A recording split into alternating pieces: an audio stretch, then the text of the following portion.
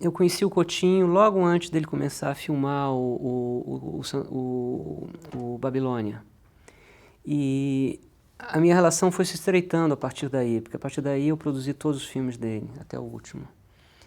E geralmente acontecia assim, ele entrava na ilha de edição é, e editava o material bruto. Aí terminava um primeiro corte. Aí ele me dava o primeiro corte. Isso não aconteceu em Babilônia, eu acho, que eu me lembre. Mas certamente aconteceu a partir do Edifício Master, que é o filme seguinte. E aí eu conversava com ele sobre o primeiro corte. Plano a plano, o que eu achava bacana, o que eu não achava bacana, aonde, enfim, quais eram as coisas que estavam insinuadas, mas não estavam exploradas, que podiam... E era uma conversa para a qual ele sempre foi muito atento. Ele meio que gostava de ouvir, ele anotava, né? E à medida que a gente foi se conhecendo mais, mais essa conversa era rica para ele e para mim. Aí ele voltava para a ilha de edição com a Jordana e fazia um segundo corte, o processo se repetia, e o terceiro, o quarto e o quinto até chegar no corte final. Quando ele estava chegando no corte final, a gente saía para jantar, eu comia, ele bebia água, porque ele não comia. E aí eu perguntava, o que você quer fazer? Qual é o teu próximo projeto? Que ideia você tem? E aí vinham sempre 2 ou 3 ideias na cabeça dele. E aí eu meio que dizia qual que me parecia mais interessante, e ele contra-argumentava e tal, e a gente chegava a uma conclusão.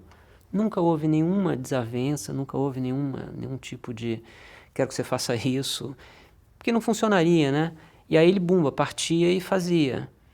E a gente conversava da pré-produção, eu não ia às filmagens. Salvo no filme que ele fez no interior da Paraíba, O Fim e o Princípio, em que eu participei das filmagens.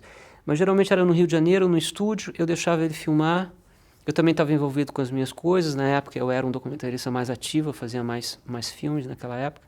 Então, assim, a gente meio que corria em pistas paralelas, e aí, geralmente, com alguma frequência, a gente se encontrava no processo de edição, eu fazendo a minha coisa, ele fazendo a coisa dele, geralmente em salas, assim, contíguas. Então, dava um pulinho, ele me chamava para ver um corte que ele queria fazer, eu chamava para ele ver uma coisa que eu estava tentando fazer, e isso foi sempre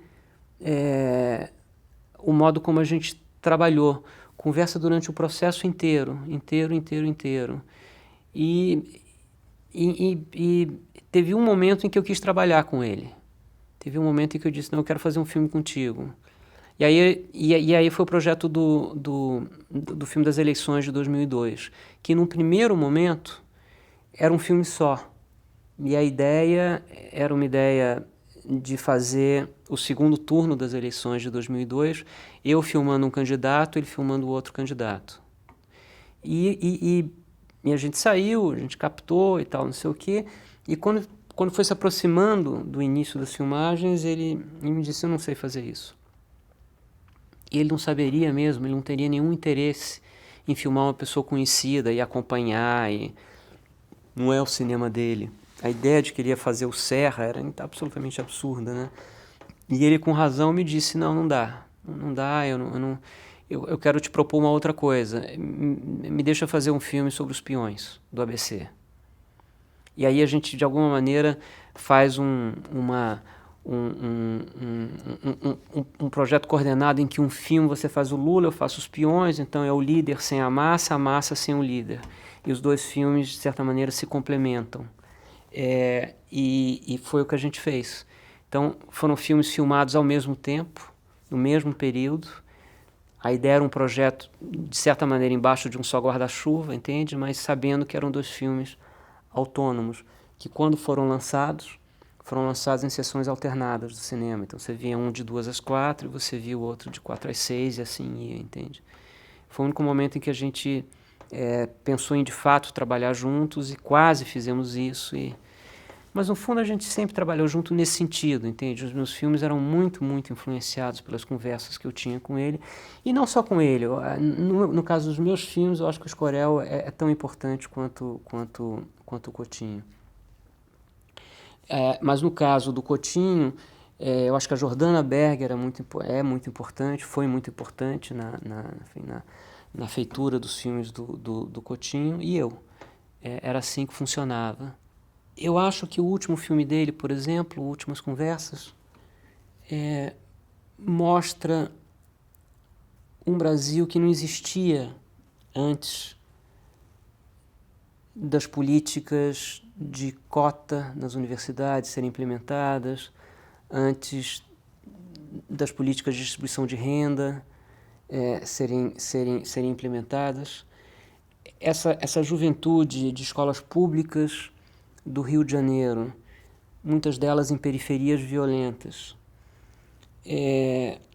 Há 15, 20, 30 anos atrás, se você fizesse esse mesmo filme, é provável que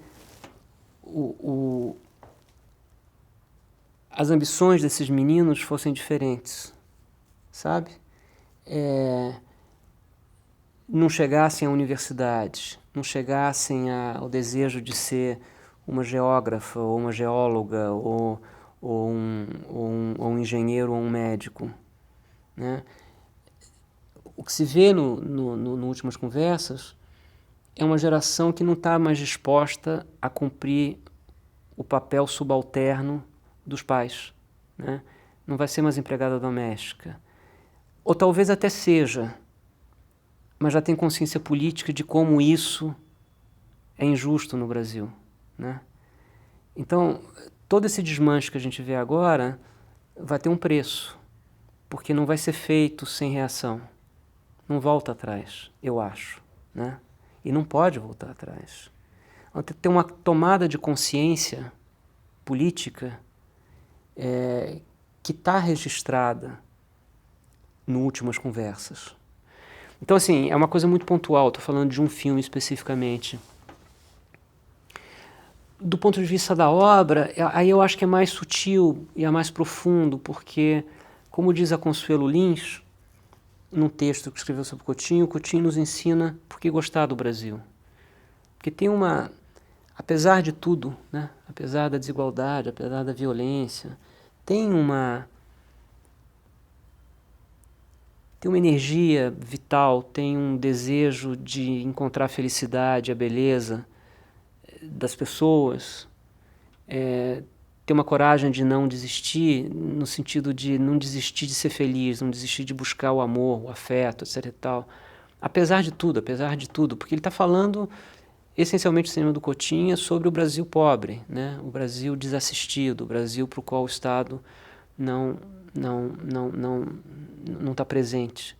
E, no entanto, tem uma vitalidade, uma alegria que é extraordinária, quem sabe única, né? Para pessoas espalhadas pelo mundo que vivem a mesma situação.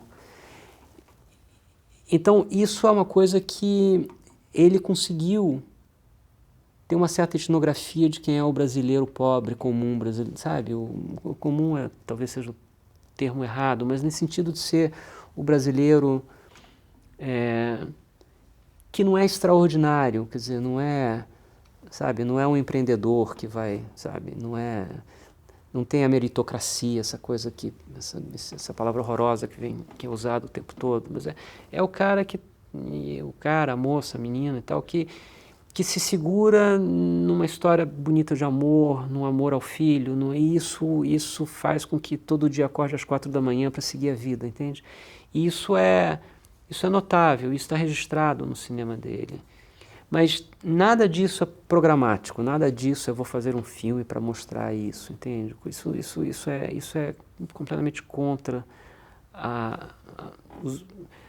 as intenções do Coutinho. Ele queria ver, é isso que está acontecendo, eu jogo e vocês interpretem.